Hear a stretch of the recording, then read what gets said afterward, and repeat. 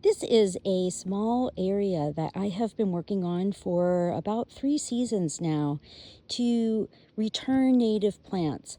So it's a mixture of native that have just come back and also some that I have added. So I have added this Pearly Everlasting, wonderful native plant.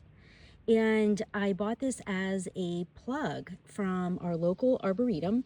They collect the seeds of our native plants and then grow them into plugs for sale.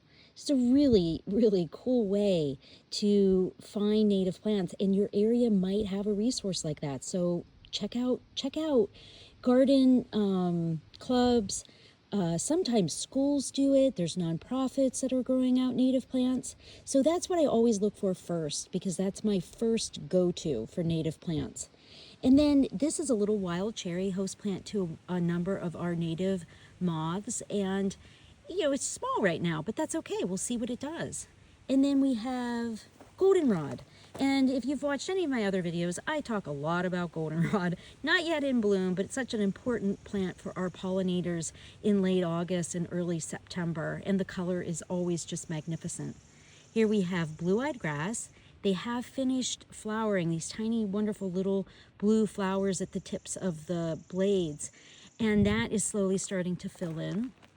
And then as we move on, this wasn't even the plant I was going to talk about mostly in the video, but this is butterfly weed. I just discovered this.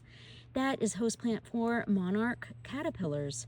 The butterfly lays the egg, the caterpillar eats the majority of the plant, and then they pupate and become a butterfly.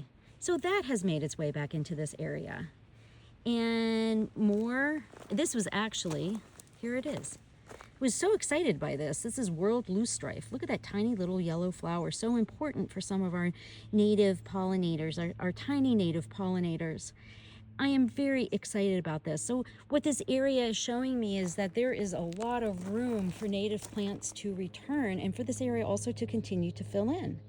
And I don't tend this area in the sense, I don't weed it. That's what allows the native seed bank to flourish. Our goldenrods and asters are often weeded out of gardens. But when we stop weeding and stop over fertilizing, we allow these native plants to come back and flourish.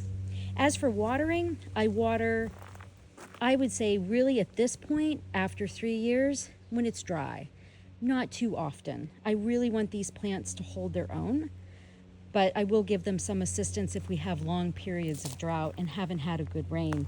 So no matter what size you want to start with, it could be a 5x5 area. It doesn't matter.